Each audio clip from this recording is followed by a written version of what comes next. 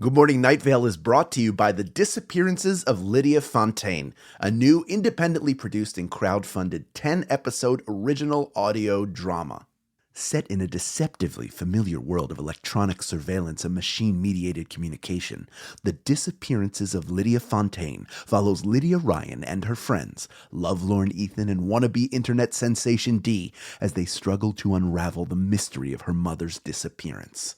Escape the sinister Fontaine family, and survive the feud over her grandfather's supernatural legacy. It weaves bitter family drama and high-stakes intrigue with fantasy and cyberpunk elements to create a surreal mystery about secrets and grudges, old books, big data, and the promise of infinite knowledge. And do not forget the talking birds.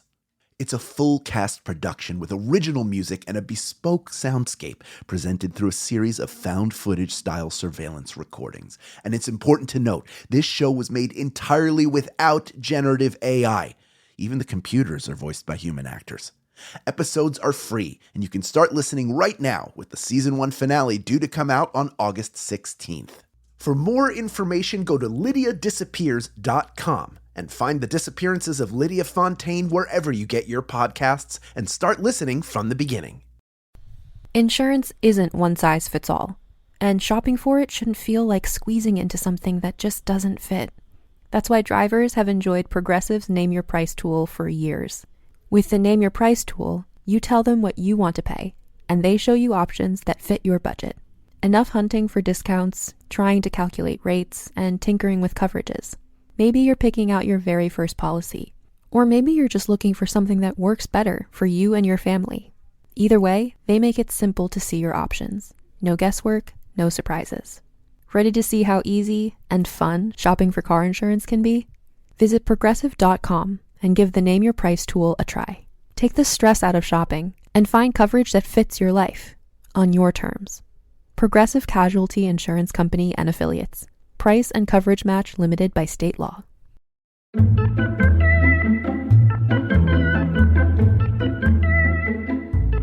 Velvet darkness, silken light. The rough burlap of evening, the frayed cotton of daybreak. Good morning, Night Vale.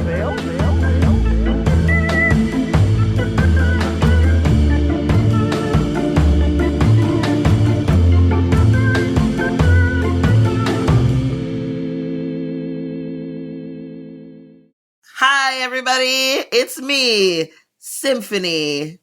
And me, Hal. Wait, I can do better. And me, Hal. And me, Megan. It's my Christian name. Megan. Megan. What are we doing? We're doing a show called Good Morning Night Vale, where the three of us, gents and ladies, go back in time and re-listen to every episode of the blessed, pivotal show. Good morning. Welcome to Night Vale. What is it? Where am I? I only listen to the Mountain Goats, and we only listen to the Mountain Goats, and we do a podcast about that, which is an actual thing, by the way. Don't go out and find it. So we do a show called Good Morning Night Vale. It's where we like to reminisce about these episodes and what they meant at the time and what they mean now. And this episode we're doing is The Auction. Episode 37 of The Auction. The Sheriff's Secret Police are holding their annual auction of seized property, and our favorite community radio host finds Lot 37 particularly interesting. Plus, a new challenge for the mayoral title and some great advice for toddlers. Let's talk about it! I just realized this in this moment, and I might be a little... That it was 37 and 37? 37 and lot 37. Yeah, I was behind the curve on that. That's cool. Trickery! So this episode, this is co-written with Glen David Gold. Yes. Yay. Which is, I always love when they have guest writers because, I don't read the thing. I try not to read the thing sometimes before. Like, I want to experience it, like, in the moment. So I don't read the paragraph or whatever beforehand. I just go straight to the script and listen and read along. And it's fun to be like, somewhere in the middle, I was like, oh, this one feels different. And then I went back and was like, oh, that's because it was like co-written by with someone else. So that was really fun to experience that. And I really enjoyed this episode. And let's start from the beginning. It's a very good place to start, I love my all-clad cookware, so I can understand that it would be a hot item. I wish I had all clad cookware. It's fancy. It's like really nice. I got it for a gift. It Yeah, was very a nice. nice gift. I'm very domestic. Yeah. That's such an even heat with that all clad. Oh, it's so nice, and it lasts forever. Well, it should. And you can put it in the oven. I use it in the oven and on the cooktop. It's amazing. I feel like the Barefoot Contessa. Yeah. She probably uses all clad. She definitely does. She's fancy. Her KitchenAid stand mixer is white. Oof. That's a statement. Really is. That's really a true is. statement. Yeah. I haven't my eye on one, and it's like an eggplant color, and I'm like, oh, I want it so bad. One day, baby, one day. Just, yeah. When you have your 40th birthday party, bridal shower, wedding shower, baby shower, bachelorette party, 40 party. That's what's and going you to make happen. all of your friends who you've had to be in their weddings. Yes. I'll be like, hi, I was in your wedding and I bought an ugly $250 dress and I flew to your wedding, or I did something. You owe me a goddamn gift. And you owe me a goddamn stand mixer. Hello, girl. Mm-hmm. Girl, I'm not married yet. Anyways, so yes, police auctions. Have you guys ever done one of those? No. I've never gone because they kind of freak me. The idea freaks me out that it's going to be a bunch of bullet-ridden cars or something. Can you get regular just like stuff like this? Some stuff is like impounded for reasons other than it was involved in a cocaine-fueled shootout. But you can't buy the cocaine, right? I'm just I haven't been to one. I can't tell you. The cops sold me this cocaine. The cops keep the cocaine for themselves. It's okay. They told me I was a cop. They told me they were cops, so. Yeah, that's right. This is entrapment. It's not illegal if the cop tells you they're a cop. Yes. When they're selling you the cocaine. Then they have to sell it to you. They have to sell it to you. It's the law. But some of these items are pretty fun, like the lot 2, the glowing coin. By the way, do you know what a panopticon is? No, I don't. A panopticon is a system of monitoring inmates at a prison where they are in a circle, like in a circular shape, so you can see all the cells, and there's a tower in the middle so that one guard can walk around. Yeah. Well, it doesn't have to walk around. From that tower can see everybody. Oh. So that you can have one guard to guard everybody. So it's this idea of a single entity overwatching everybody. Huh. So it's another very Night Vale. It's another subtle. It's a very specific piece of imagery. I had to look it up. Please don't think I have Panopticon just sitting in my head, but it's fascinating and a very much you are being watched, you are being controlled feeling to it. So that is a fun look. People, if you don't know a word, look it up, and you will learn and be a better person for it. Join the Look It Up Club. Look It Up Club. Like when I had to look up effluvia a couple episodes back. Yeah. Yeah. Gross. And now I can't unknow what effluvia means. 3 and 4 is fun too. The abattoir, the dining room abattoir set. The candelabras and then the flying daggers. Yeah, I mean, and I like that it's like knife collectors and maniacs alike. It's like they just banned murders recently, so it's like they're still expecting maniacs to be out there, but just like not being able to murder people legally anymore.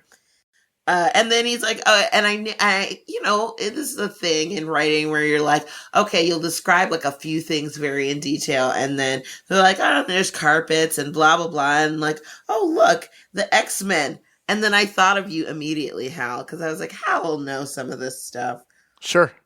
I didn't know. And I just recently got into, for those of you who are not in the know, I did not grow up being like, I like Comic-Cons or comic books or anything like that. My brother was a big comic book person, but I never was. So I didn't know what the foxing was, but I know it's like some scritches. Yeah, it's like little marks up, little dings. Yeah, right. Maybe the most famous pop culture use of it is in the Avengers movie when Phil Coulson is telling Captain America his trading cards, or they're talking about the trading cards he has. Yeah. It's a complete set. He says it's some slight foxing around the edges. Right. So that might be an area where it's a little bit more worn. I just thought that was interesting because that is exactly like, I feel like I've heard that language. I've overheard that language when I've been at like C2E2 or Dragon Con or something like that. And you're just like, what are you talking about? But I just found it really funny. Like, you know, the very strong description of like the color separation, the off-white pages, the rustless staples, things like that. And then the first appearance of the Blob. I wonder, is that true? Like in that episode, that one, number 3? Yes. Okay. Yeah. Glenn is a comic guy. Yeah. Okay. He has there was a Jack Kirby exhibition at a college out in the Valley, and Jennifer and I went to see it because Jack Kirby, in addition to being, you know, probably the most renowned original Marvel artist, also did a lot of personal artwork, and a lot of what was in the traveling exhibition was from Glenn's collection. Oh, wow. Yeah, and foxing, by the way, more specifically, rather than the scratching or wear, is when it gets like spots on it, like it browns. Okay. Because of oxide, so it starts to look like fox, like the reddish color of a fox. Oh, okay. Oh. So more than tears or like wearing on it, it's more like, you know, what it gives you more of a clue as to how it was kept. That's just so funny to me, though, because it's like when you get something and you're like, okay, like especially like a comic book, like it's meant to be read. It's not meant to be just like, it's meant for enjoyment. And so like you think that not necessarily you want it like worn out or whatever, but like if you know that it's been opened, at least cracked. Oh, but like I guess the part of the thing is like if you're like the first one to crack it open, like it makes you feel good, maybe. There's that, but also imagine like Amazing Spider-Man #1 sells really, really well, but it's sold to a bunch of kids, right? So kids will open it up, read it, it'll get torn, folded, rolled up, put in pockets. People will, you know, younger kids might draw on it.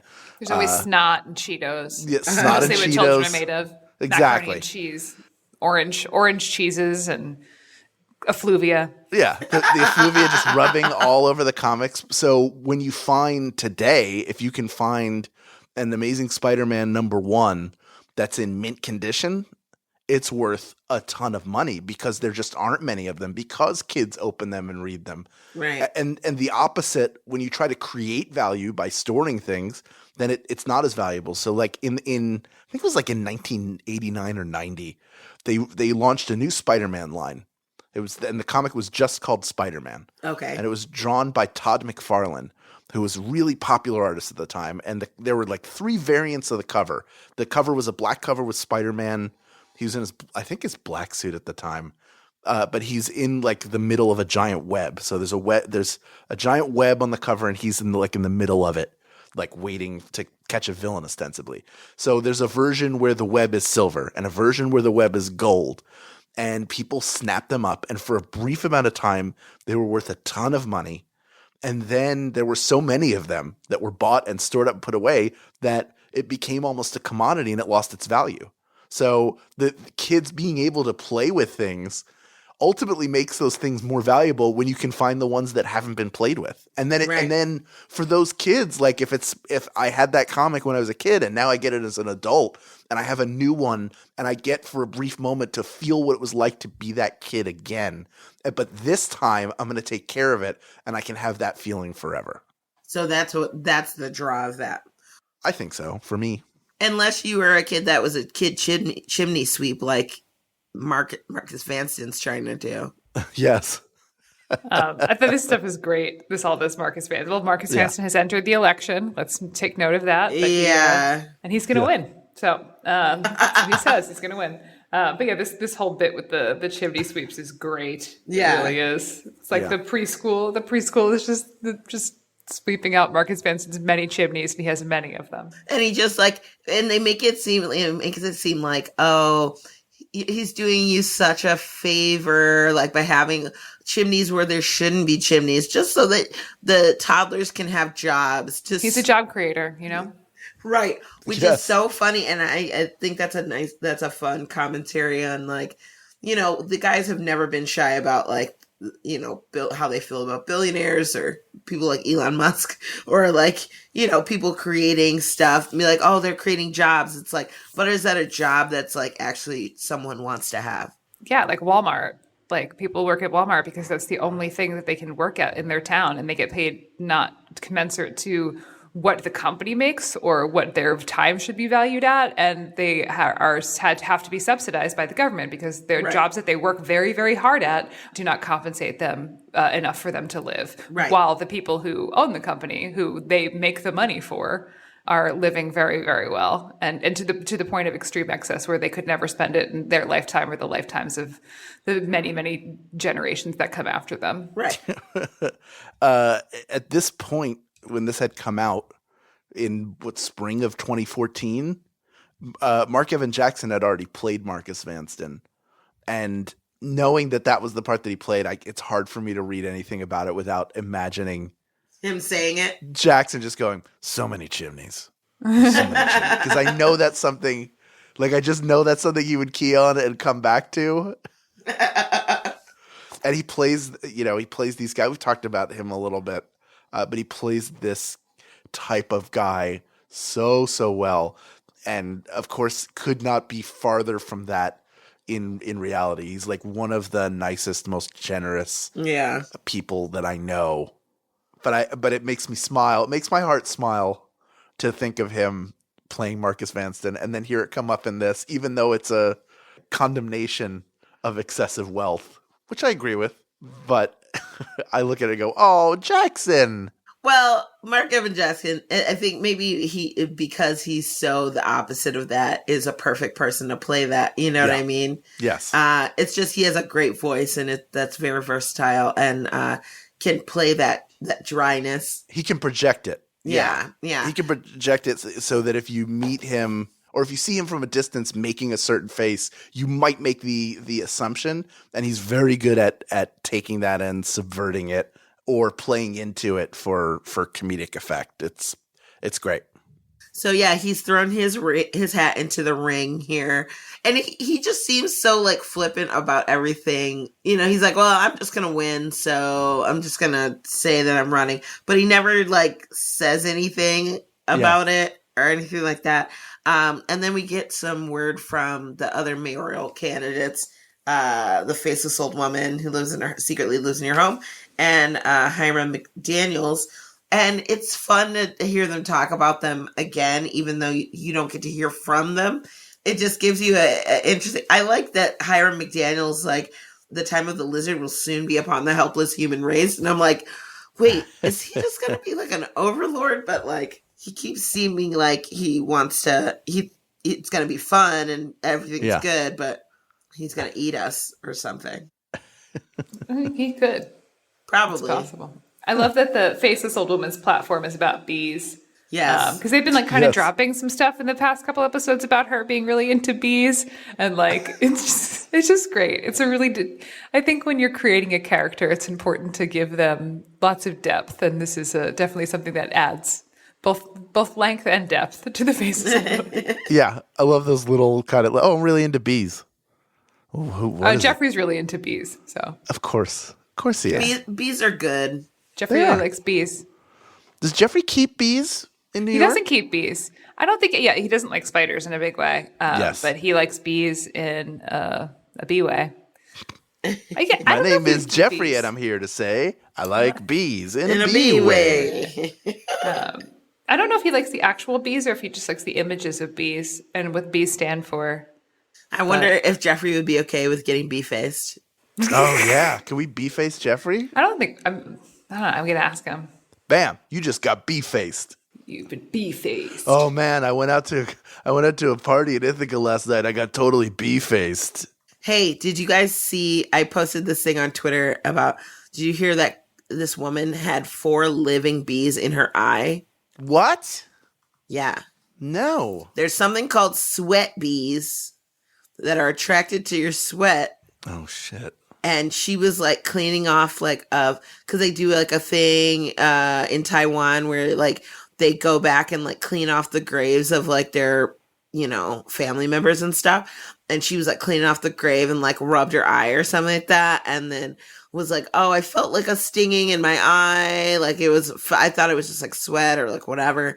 And then it was not going away. And her eye was getting swollen. Then she went to the doctor. She thought it was like an infection. She had 4 living motherfucking bees in her eye. In her eye. Mm-mm. No. Like underneath the lid, bitch. No. Underneath the lid. No. I got a gnat in my eye once. It wasn't good. No, it's never good. Any animal, I always call them animals. I know they're insects, but anything in your eye that's not supposed to be in there is not good for it.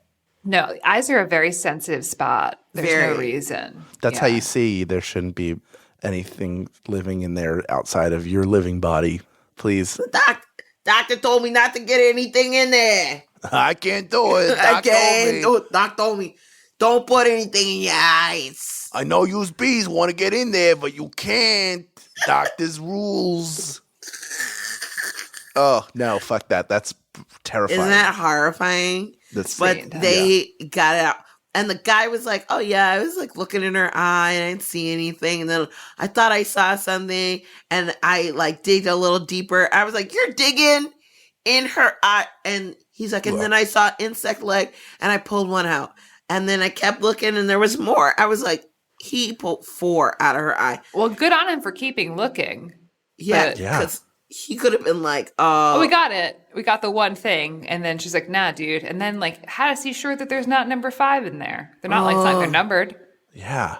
Like, I wonder, would they, like, if that happened here, do you think they would like x-ray your eye or something? Do like a, yeah. Can you do that? Yeah. I mean, I don't know. The X-ray is not going to pull it up on it. It's not going to come on an X-ray, but yeah.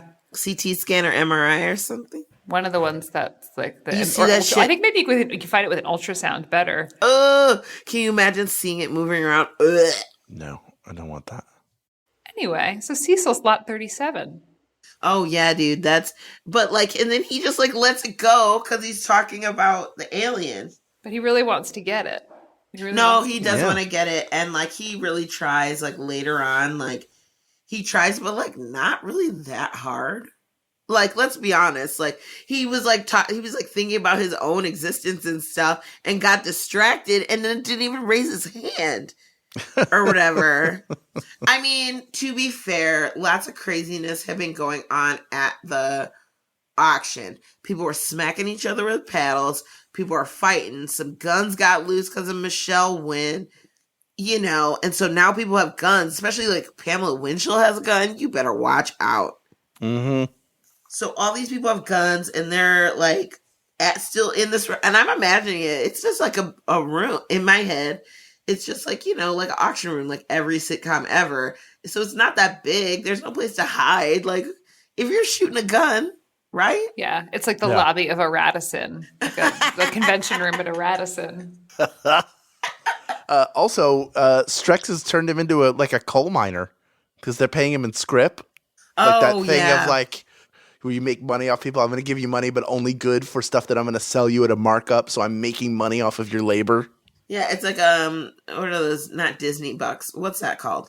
Like when people have like, it's just like reward, funny money. Yeah, like funny money. It's like funny money, and you're like, wow, that's bogus. Mm-hmm.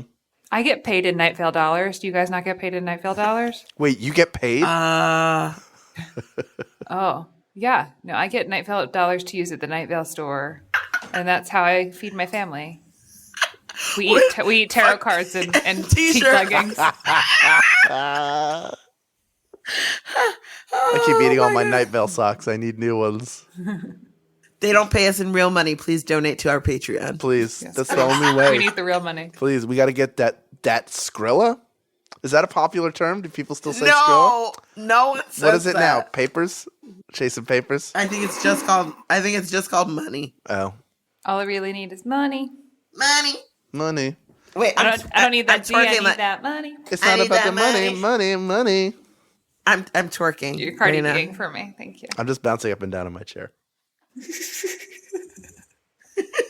If only you could see, listeners. If only you could see. I stopped bouncing after 3 bounces and then just moved my hands. I was like, this is exhausting. It's hot in here. And I know I'm going to start an oven and make chicken taquitos when we're done recording. Ooh, chicken taquitos. Yeah. Go to Trader Joe's. Jennifer just put her thumbs up. She's to my right. You heard chicken taquitos? Oh, yeah. There's that thumb. Oh, you want some of the chicken taquitos? Oh, she's dancing. See? It's contagious. We got the taquito fever. That's how you really hook up a partner is through taquitos. That's how we met, taquitos.com. It's just taquitos. It's just taquitos. T-date. Taquito meets taquito. That's the app we use.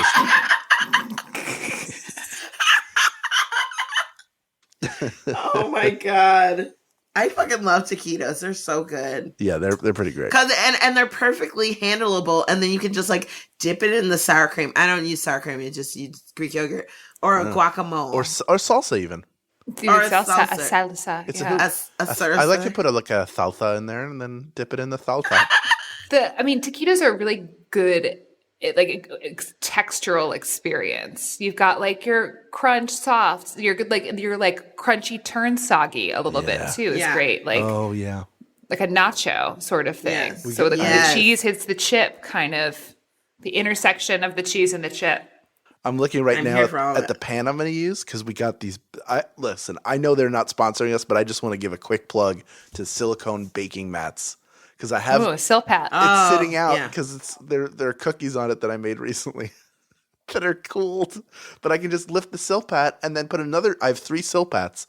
Slap down the next Silpat. Yeah, you have the one and we loved it. And then I was at the Amazon bookstore nearby and I was like, oh, these are a steal. 2 of them for like $7. Wow, that's a really good deal. So I bought them, and now I'm going to put another Silpat down. I'm going to load it up with taquitos, and I'm going to bake those MFers, and then my wife and I are going to go ham on them. Do you have Silpats, like you have a savory one and a sweet one, or do you just like, doesn't matter, just raw dog, whatever flavor? I'm raw dogging it, yeah. I mean, Yeah. I'd wash them afterwards, so it's not like they're seasoned, so. Well, yeah. Are you guys going to run a train on those taquitos? I'm going to run a train on those taquitos.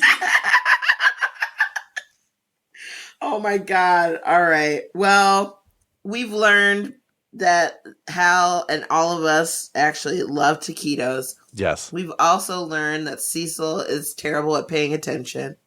True. And like now, but it leaves us to wonder who bought it because he couldn't see it because he was crying. That's right. You know what, Cecil? You need to suck it up. You were crying, so you couldn't see who bought it. If I knew someone else bought me, or the name Symphony Sanders, I would definitely I would want to see them and then figure out how I could manipulate them into giving me meat back. Or just finding out why you bought me. Like, what's your plan for me? Yeah, it's like, exactly. It's your plan to buy me and then just like we go on vacation? Like, that's fine. But if your plan is like to buy me and then do something not cool, then nah, dude. I think Carlos bought him. That's your early theory? That's my theory. We find out later, right? Yes. Isn't it crazy to think that we're talking about the auction and Lot 37 and the paperback book, The Buying of Lot 37, is coming out on May 14th? Oh, we're nodding. Yes. That's crazy. Isn't that crazy? We're like, mm-hmm. I think I have an essay in that one. I think that's the one my essay said. I have one in the Buying of Lot 37 as well, I think. I wrote 2 of them. Ooh. I think I wrote 2 of them. It was so long ago. No one asked me to write anything. Why?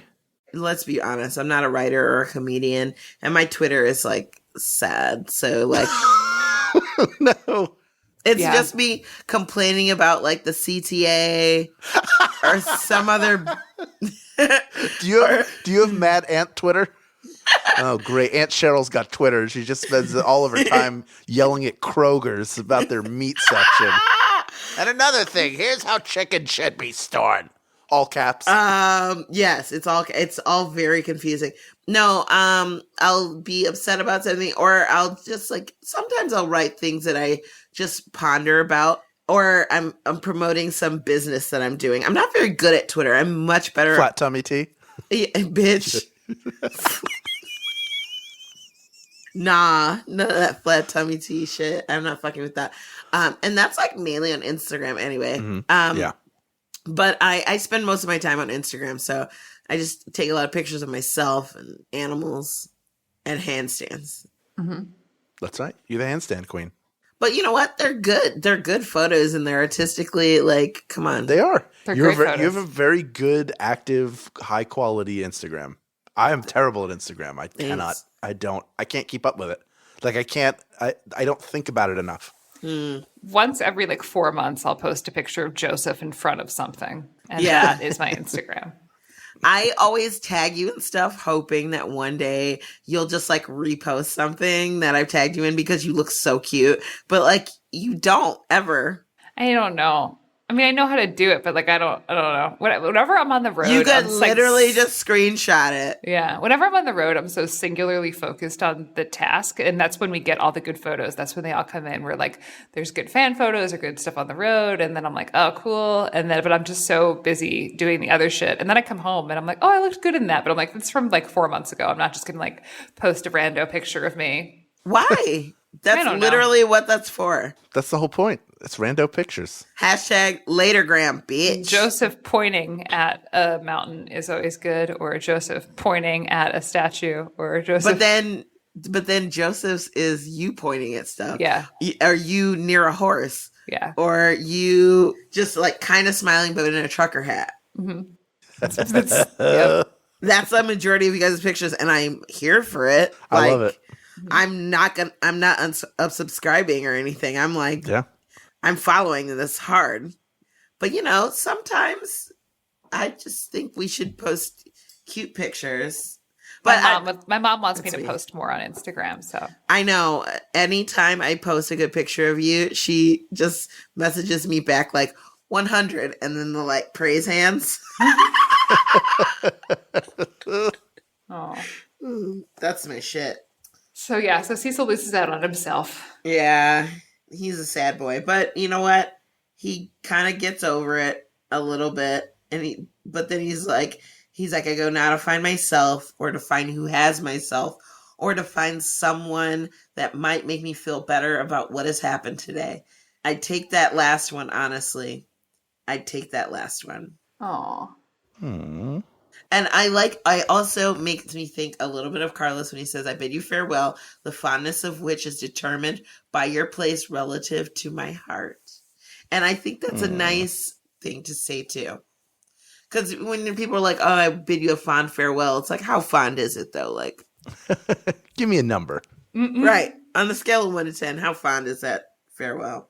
And then we go to the popular home medical program. Yes, that's probably cancer. Oh, it's so true. That always makes me think of like Dr. Google, you know, Dr. like, Google. When you're like, good Lord, there's something happening and I'm not sure, or I have a pain here. Is it cancer? And you're like, and they're like, yes, you have brain cancer now. And you're like, most of the time it's just like you bumped into a doorway and you have a bruise there. Yeah, I had like my ankles were discolored after I went on a hike last week, and it was just because my freaking shoes were like dirty and too tight, and they weren't actually bruised. But I was like, Joseph, my ankles are bruised. He's like, should we go to the internet and find out what type of cancer you have? Like, oh, God bless that young man. Yeah, it's true. This episode's weather was Absentee by Jack Campbell. And here we are. I liked this song a lot. It made me, okay, this is going to sound, I hate comparing like music people to other music people because it's not really fair, but like literally that's what I do every time. And this one, this sounds so terrible, but it made me think of, it was just boppy like Vampire Weekend, but like better quality than Vampire Weekend. Hey, I like Vampire Weekend. I do like too, this song too, but like I don't want people to judge me. It's okay. It's okay to like Vampire Weekend. It's okay to like whatever you want to like. Yeah, I liked it a lot. It's really like nice. It's like a jaunty, it feels jaunty. Yes. I like I don't know if he's playing an organ there or if it's just like who can't even think of the word? Doesn't matter. I'm not sure what he's playing there, but the keyed instrument he's playing I really like. So during my journalism, I Googled him and this song, and I found a post that he put on Facebook. He was responding to a fan who posted their interpretations of the lyrics. And he said, that's great. I love when people interpret my lyrics. This is what it's about, though. So this is from him on Facebook. He said, I wrote the lyrics over the course of a few months, so a couple different life events inspired them. But the main thread is a comparison of familiarity with your loved ones to relationships that are more out of your comfort zone. For example, I'm adopted, and while I was writing the song, I had a very rare interaction with my birth father. It made me think about how comfortable I feel about my non-biological family that I grew up with, and how uncomfortable it was talking to someone who I felt like I should have a strong feelings for, even though I barely knew him. With that said, he's a fine man. It's a strange situation. Then I got to thinking about how the line between very close friends and family was very blurred in my life because of my lack of blood relationships, which points to the it could be anyone part. At the time of writing, I was going through weird dating stuff, very cliche for pop songs, but hormones. And I was thinking about how the girl I was dating was my friend for years before we started dating, and how my past failed relationships were all with people who I had just met. The first part of the song revolves around how hard that familiarity can be to come by if you're looking for a girlfriend or boyfriend. I felt the need to write it because if our relationship failed, I'd pretty much be screwed on the dating front, as meeting new people and getting close to them in a romantic way is way too overstimulating for me. But yeah, to be honest, the meaning of it morphs from time to time as I play it more. I wrote it back when I was a sophomore in high school, and I've played it ever since. But the gist stays the same. Scary love is scary, and it's worth appreciating the people in your life that are only slightly uncomfortable with seeing you walk around the house in your underwear. So that's from him on Facebook. That's from Jack on Facebook. You wrote this when you were a sophomore in high school. Way to go, you. Wow, that's amazing. Yeah, jeez. I'm always so impressed with, when we talk to Mal and, we talk to John and all sorts of people and Danny and whatnot, it's always amazing to me when you hear from musicians, and I always feel like their feelings are so much deeper than mine. And I know that's not true, but they just have a different way of expressing it that makes you feel like it's so intense or so deep or something. Yeah. I don't know. And it touches you in a way. And maybe it's just their way of being able to describe it that makes you feel like, oh yeah, that is what it feels like to be in love. Or, oh, that is what it feels like when you're like, oh, my relationship to this person, my friend, is also the same as my relationship to my brother. Not the same, but on a similar level, you care for these people just as much, It's very interesting to me. Yeah, there's so much to be said about chosen family and what that means. And then in his case with the being adopted. So right. That's everyone is kind of chosen family for you at that point. If you don't have a relationship with your birth family, it's that adoption comes from the word adoptare, I believe, which I think means to choose or chosen one. So it's to choose someone to be a part of your family, which I think is great. I think it's cool I think adoption is really cool. I think being chosen is a really cool word to use for applying it to what we do when we make someone a part of our family. And that chosen family can be lots of different things. So we have a very big Night Vale chosen family. Yeah. Yes. You guys are definitely my chosen family, part of my chosen family. And no doubt. I constantly feel so grateful that I have gotten it. And I say this often and this is not, it's so crazy because it's in no way disingenuous. I truly love everyone that I work with on this show. And through Welcome to Night Vale, because we've become so close. We've been through the fire, we've traveled together, we've done all sorts of things. But also everybody's so cool and so nice and so sweet and caring, wonderful people. So it's very difficult not to have those feelings, right? Knowing that they would be there for you. And we've had those situations where it's we've had to be there for each other, and it's wonderful. And I feel very fortunate to have that in my life. Likewise. Samesies. Yeah, we have a beautiful thing going on. We have a really good culture in our workplace that makes it more than a workplace. Yeah. Stay right there. Good Morning Night Vale will return after a brief break.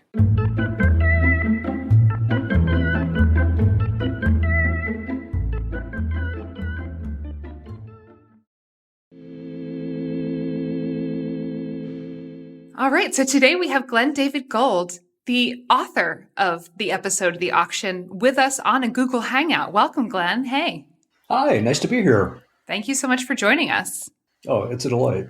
Yeah, you're not too physically far away from me right now. You're probably like a 3/4 of a mile away from me right now, but we are connected via technology.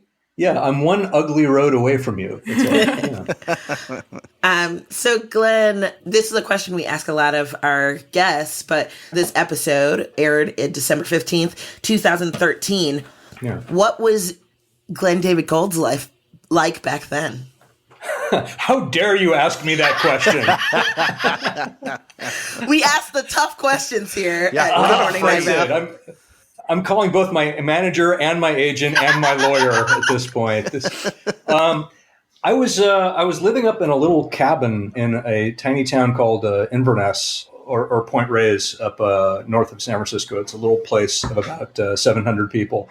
And I had a big dog, and I was doing a lot of driving. Okay. And I was sort of stalled out on this memoir I was working on. You know, sometimes you have those moments where you have great creative leaps forward, and it's as if everything you're doing is just, you know, another day of just typing diamonds. This is great. That was not what was going on at all. It was ashes every day, pretty much. Okay. So I was in a fallow period, I guess is a polite way to put it. Artistically. Yeah, artistically. Yeah. Okay. Yeah. Where's that dog now? Poor dog. Well, she's actually ashes now. May she rest. No. As we all one day will be. As we all one day be. No, she had the time of her life, though. She was a gigantic Shiloh Shepherd, which is a kind of long-haired German Shepherd. Yeah. Very, very sweet. But we were living... It was like her mornings were fantastic. I'd like open the door of the cabin, and she'd like walk down to this creek and stand in it and drink out of it. And that was kind of the highlight of her. Yeah, it was great. It was the highlight of my day as well. You know, I would like that day, just drinking out of a out of a stream. Yeah, a freshwater stream. It was good. I think we had some coho salmon spawning in that stream at some point. It was very exotic. It was nice. Salmon roe has a lot of protein. So. It does. Omega-3 fatty acids, good for your brain. That's what I'm saying. Yeah. Those are good for you. Yeah. I get mine from gummies because I'm like a 5-year-old. I won't eat fish. I hate fish. I hate it. I'm sorry. I'm sorry. Joseph, I swear. You and Joseph. Well, he's right. Are gummies kind of the new Flintstones chewable on that? Yeah. Yes. Okay. Yeah. Yeah. Yeah, no, Joseph does not like fish, does he? No, No, he doesn't. Yeah. And when we first started dating, I ate a lot more seafood. It was like my protein of choice. I'm like, you know, Italian American. We eat a lot of fish. It's like part of my culture. And then I kind of stopped. Just not really stopped, but like it just kind of phased out. And I also just started eating more vegetables anyway because you know Fukushima. So yeah. And but so the town I was living in, it's where all the farmers who grow all the food for the restaurants in San Francisco live. Oh, cool. So what's kind of cool about this little town is that it's got that kind of, you know, it's tiny. It's like a northern exposure type place. Everybody knows each other's business. Yeah. But you can't get a bad meal anywhere. Even the Greasy Spoon Diner was organic, and, you know, the neighbors would, you know, they'd be gathering the eggs from the back of the place to deliver there. It was a good place to go and try to get back my creative mojo. Okay. Yeah. So then the Night Vale opportunity came up for you, and you know, reading your introduction to this episode, you said you did what most established writers do and you blew them off, which I love because that's the truth. That is what happens. Yeah. You're like, I don't know these people. If you don't have like a personal introduction, it makes it difficult to be like, okay. So how did you end up being like giving them the yes? I know some people have probably read this, but let's go through it. Oh yeah, well it's pretty simple. I kept hearing about the show, and then one day I was driving back to Inverness from Southern California on Highway 5, which for people who haven't done that is at night especially, it's a lonely, spooky place to drive, especially if you do it right. And it was so perfect.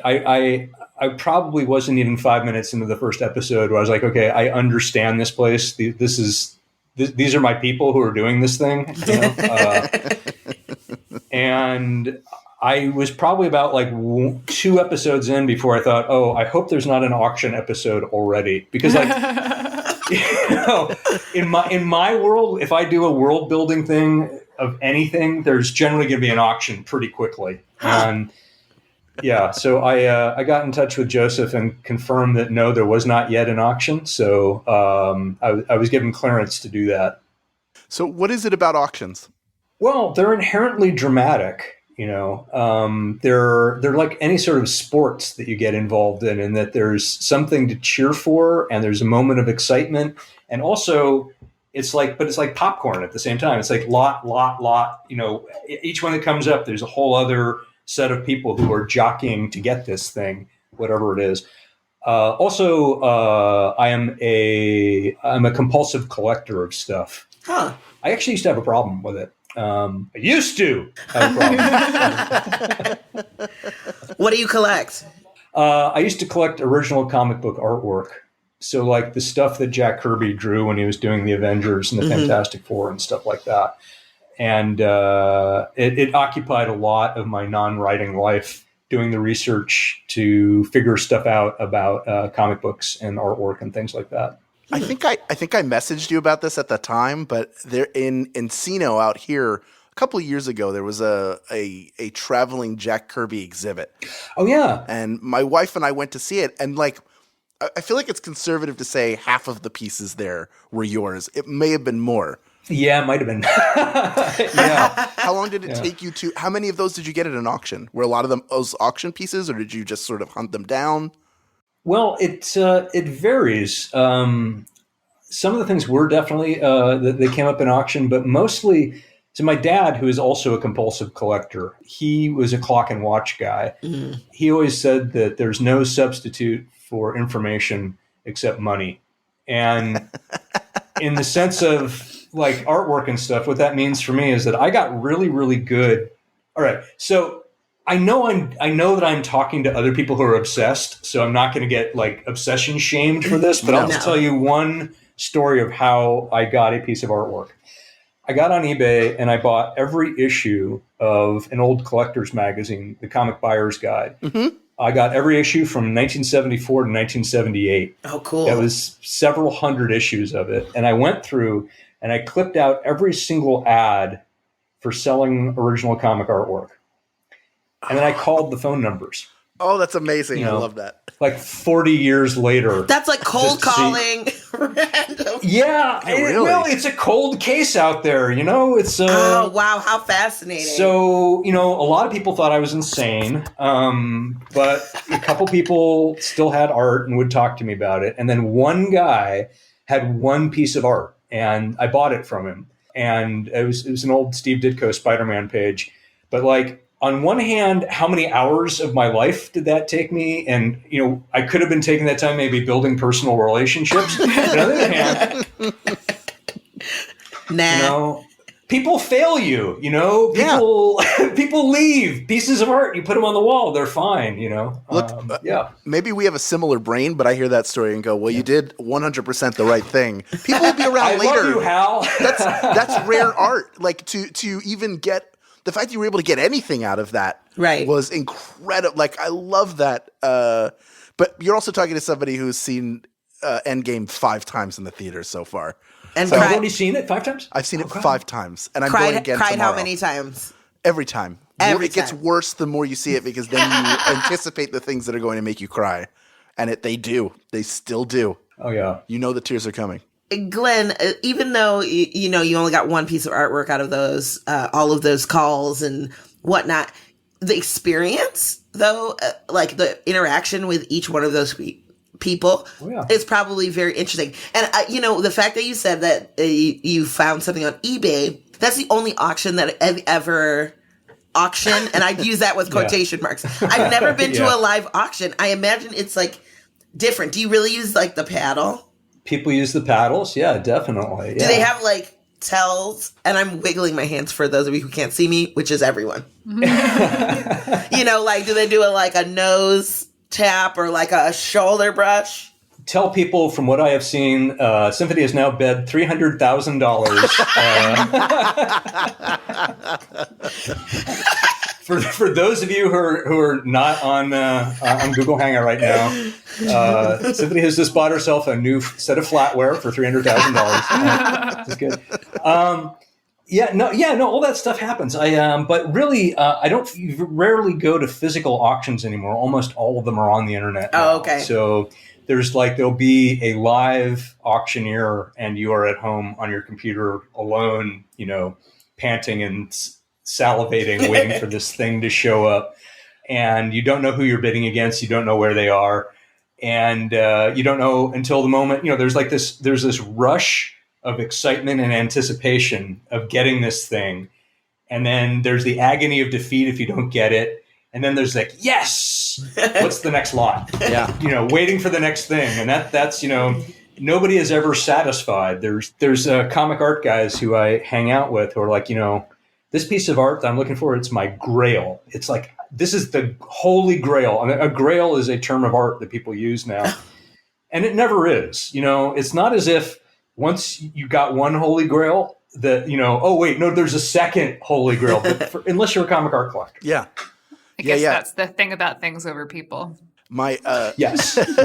My father collects Golden Age Superman comics, and he's trying to get, I think, 1 through 20. And I think the only 3 he's missing are 3, 2, and 1. And every year at San Diego, he goes hunting and keeps getting close to buying them because, at a certain point, you certainly have a budget that you're working with. And then within that budget, when your budget isn't super high, you're working with lower quality. So you have to make this trade-off between how badly do I want it, just it in my collection, whatever shape, versus I really want it to look great. Yeah. It can't be just anything. Yeah. And I feel like in this episode, you really get that sort of sense of urgency from Cecil, especially. I mean, it's him, ? That is up for sale. So it's like, it's the interest of figuring out who's put this up, like how can he get it and all those things. So you built that in. I mean, I never even experienced that sort of thing, and I felt that tension throughout the episode. Oh, nice. That's good to hear. Yeah. No, I thought when I was making up the episode, I was just thinking, what, of course, is the ultimate thing that any collector would like to find in an auction? But themselves, of course. How was your approach to writing this? Was it any different than it would be writing anything else? Or because it sounds like you had a pretty good idea, like you were already starting to formulate it on that initial drive, right? How much of what you imagined on that drive made it in, and what was the process like from there? Yeah, that's interesting. It was pretty quick. And also, Hal Lublin, you have the benefit of, I believe you have said words aloud in another venue that I wrote for the Thrilling Adventure Hour. Yes, this is true. I wrote a couple episodes for them. I believe I did that right before Night Vale. I wrote in Beyond Belief for one of their, I think it was a Valentine's episode that I wrote for them. So those are 2 very, very different experiences. One of the things that that with Night Vale was it was very easy to listen to sort of the floating weirdness that was not attached to anything else that were Cecil's monologues. And I thought, this is like Joe Frank. This reminds me of, is that a name people bring up much? I mean, not on this show so far. Really? Okay. You're the first. Oh, well, it really, the vibe for me of Joe Frank was that you follow an eerie feeling somewhere until you get to absurdity and then go just a little further. And there's like a humanity on the other side of the absurdity. And that to me, I don't know. I understand. It's like, it's my language. Some people can speak in blank verse, like you go to the Improvised Shakespeare Company and these guys can rattle that off. Yeah. With this, it's like, as soon as I heard Cecil saying what Joseph and Jeffrey were writing, it's like, okay, I get this particular way of how a block of text that is written can get expressed. And it makes sense to me.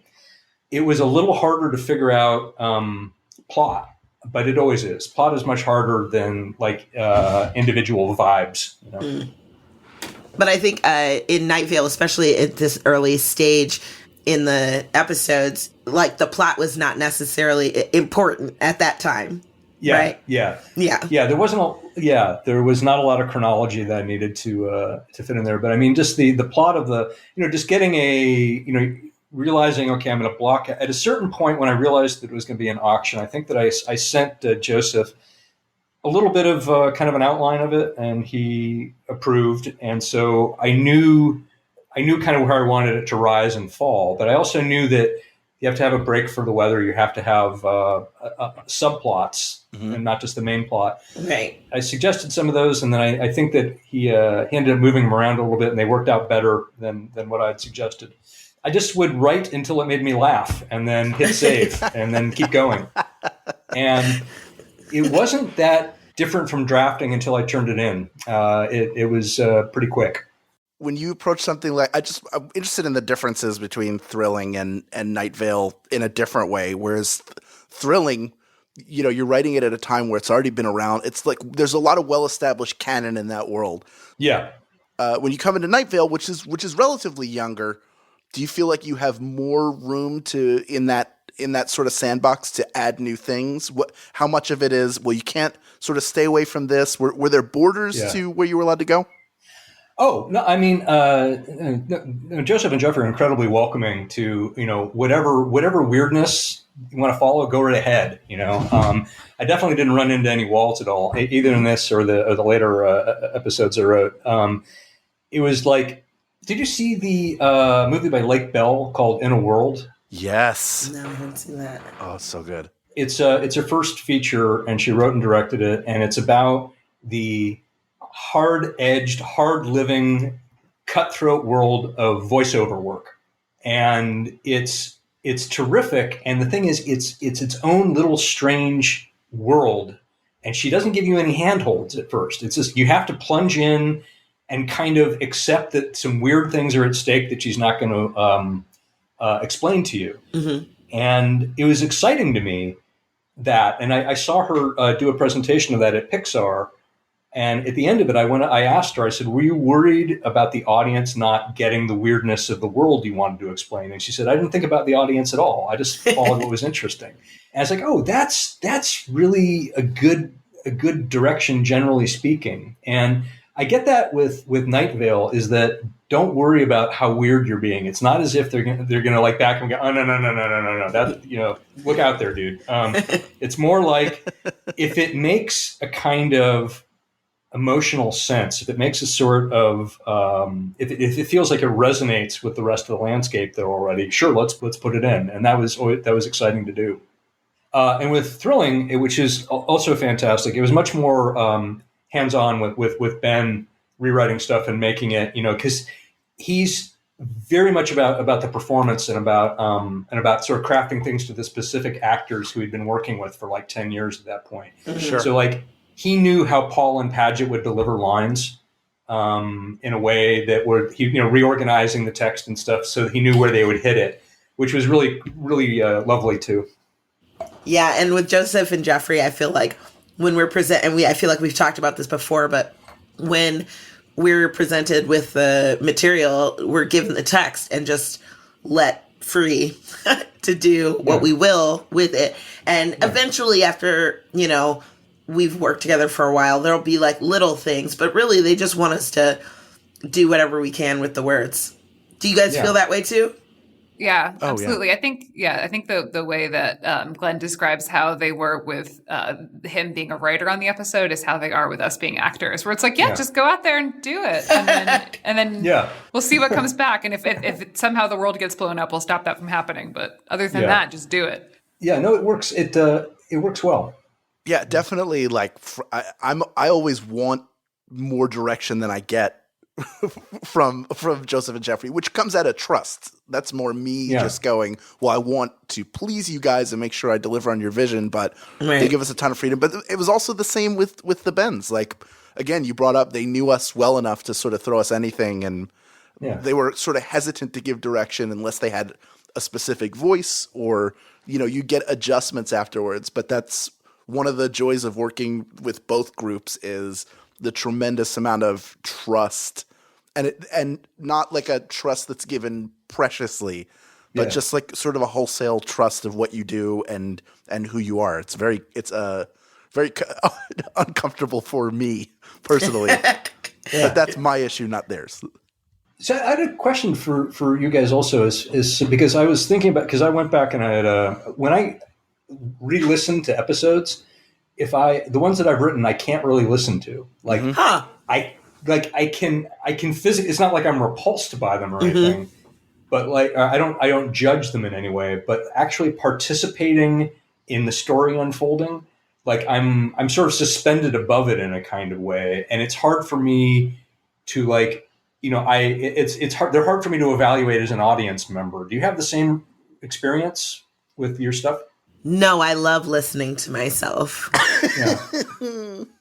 and looking at myself and experiencing whatever it is to be Symphony, Yeah. I have a similar thing to yours, Glenn, where it's like you know that you're not experiencing it as an audience member, but you're still trying to put yourself into that position. So it is this kind of like other experience. It is not what it is like to watch something. It is not what it is like to make something. It is like on the outside of that. Yeah. So I do sometimes get a little cringy, but I'm like, there's the thing in my brain that's like, that's just because it's you. It's not necessarily, at this point in the game, I know when I'm fucking something up, right? Yeah. So, Yeah. So I can be like, I fucked that up, or I didn't fuck that up. But yeah, I get really analytical, which is why I tend to avoid stuff that I did, because I'd rather whatever I did, let it live as it is, and however people react is how they're going to react. Obviously, going back and listening to it is not going to change it for me, but it will color my opinion, and it might.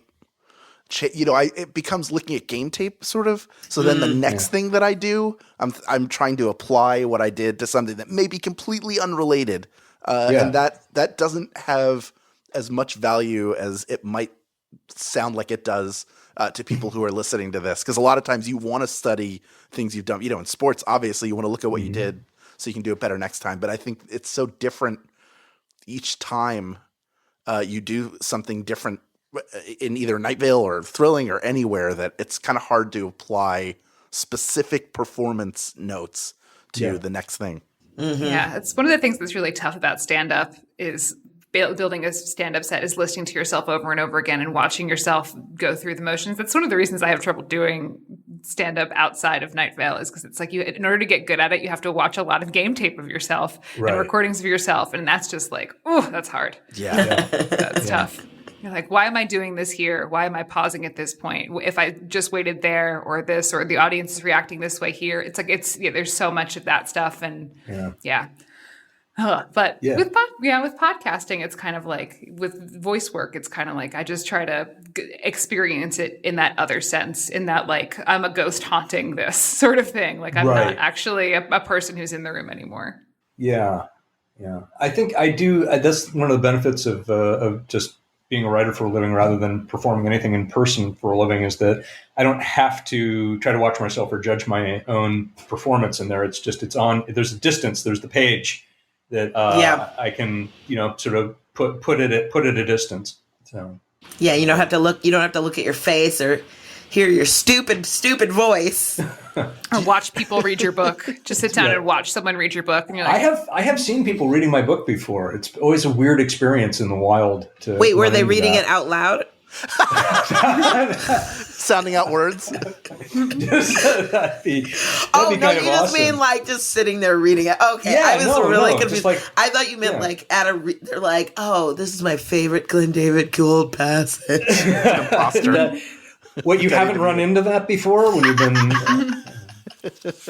I have not. Will you approach somebody if you see them reading your book? No, 100% no.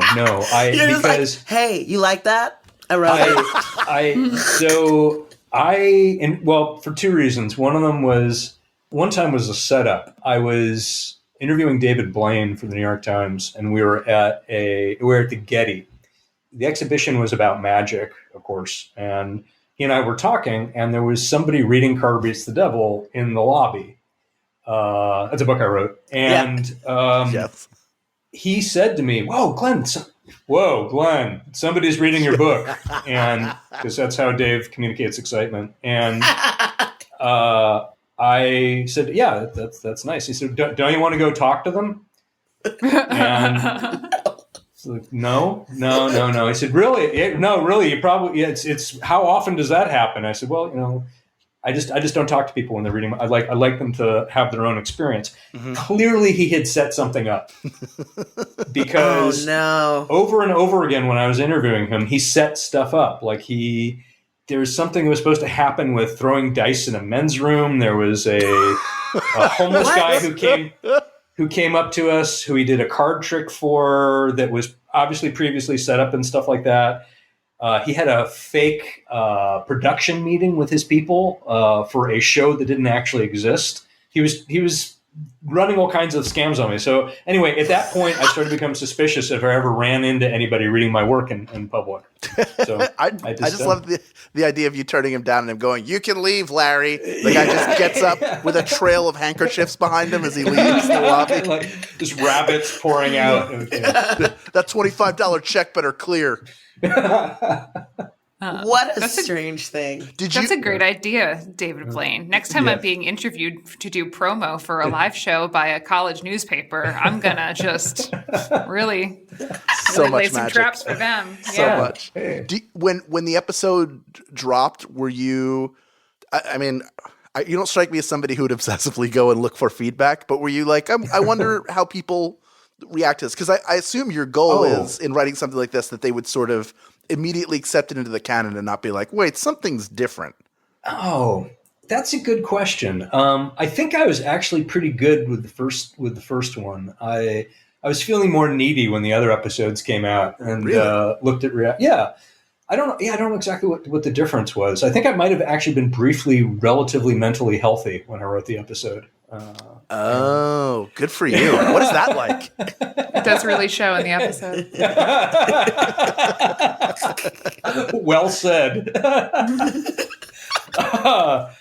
But I really dug. My impression was that it seemed to slip in relatively well. I don't know. Were there any controversies? Were people? Did people call bullshit on anything? Did I not notice? No, I think I remember people being really just stressed out that Cecil was up for auction. Oh, yeah.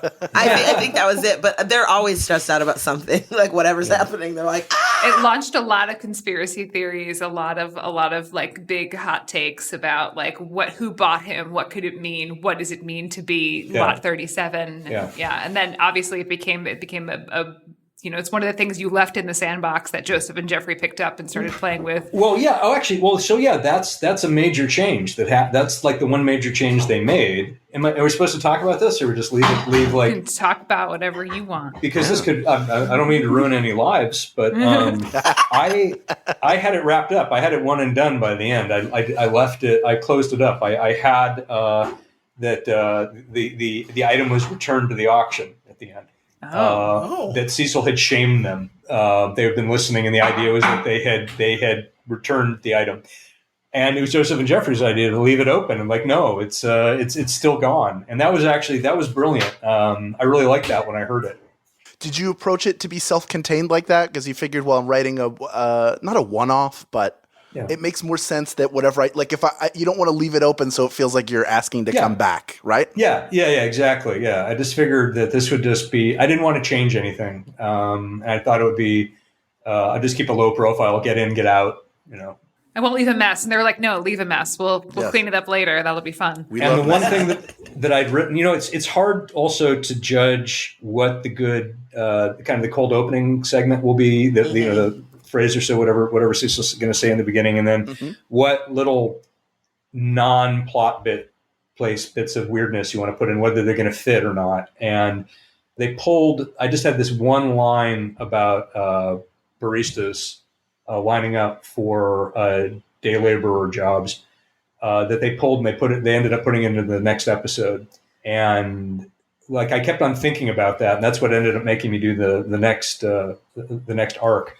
To me, I just thought it was just going to be a very quick one shot and get out and watch what everybody did with it. And what was great about it also was hearing Cecil read everything, because I know his performance has grown and changed and everything over time. But what was really exciting about it in the first place is that I'd heard however many episodes of it before, is he was really in voice and in character, and hearing his delivery of this stuff, it made it funnier. It was you can kind of hear him taking it on as character in ways that I had not predicted. And I really dug it. He's tricky that way, Cecil. Yeah. Yeah. The little part where he is monologuing about not having put his paddle up and his frustrations with himself, it cracked me up. That's it's lovely. Yeah, I love that piece of it. Is there a sense that it's sort of writing something like this is kind of like writing an essay? And the reason I ask that is there's always sort of like you have your like thesis set up right at the top, but then at the end you always summarize. Like everything not has to, but generally summarizes, and it either comes back to what the initial setup was, or like something has to be gleaned from all of the action. I hear what you're saying. That's an interesting point. It's a good way of putting it, because what I know in my writing experience so far, I've learned that things usually work out best for me if I know like maybe 20% of what it is I want to do. Like when I sit down, if I know kind of the general vibe of it, but there's going to be something that completely surprises me. And usually it's an obstacle. It's usually what's going to get in the way. And when that happens, what's great about it is that it throws all of my precepts into agony. Like I don't like, wow, how is this going to get dealt with? And it has to genuinely surprise me. It's like if you read, I don't know, if you read a narrative that knows the answers already at the end, you can tell when a writer is going to like preach to you in some kind of way because they know the truth about something, and that's always boring. The exciting stuff is when you don't know where it's going to go, and then when you get there, you have to improvise, and that's what ends up telling you more about the story and the character and yourself as a storyteller, is how you actually deal with the thesis as it changes. In this case, I set up the auction. I did not know that one of the lots would be Cecil Palmer. I knew there was going to be stuff for sale, but then when I realized it was going to be him, that made me laugh, and that's when I ended up. I think as I recall, that's when I first pitched it to Joseph and Jeffrey. And the thing is, I didn't really know how that was going to be resolved. I got to writing Cecil explaining the bidding, and I was like, oh yeah, right.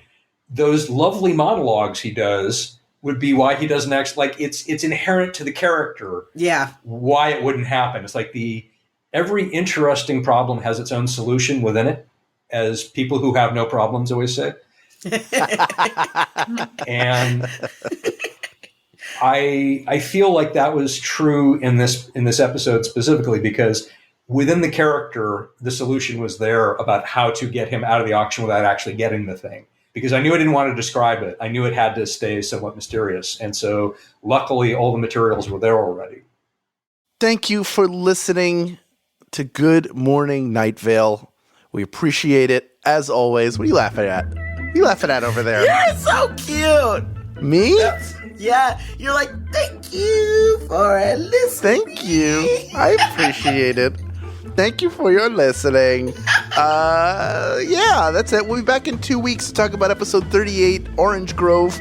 But also, in the meantime, there is extra content waiting for you at patreon.com/Good Morning Night Vale, including my lovely wife, who's sitting to my right, telling her version of the story of the time I ate pie in the shower, which for some reason a lot of you seem to enjoy.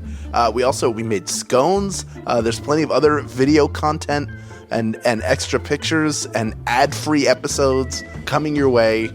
So it doesn't take much to support art and artists that you love, and you can do it over at Patreon, and we would really appreciate it if you did. For now, Good Morning Night Vale, and also, good morning. Good Morning Night Vale is a Night Vale Presents production. It is hosted by Symphony Sanders, Hal Lublin, and Meg Bashwiner. It is edited by Grant Stewart. It is mixed by Vincent Cacchione. It is produced by Meg Bashwiner. Theme music by Disparition. Special thanks to our guest this week, Glen David Gold.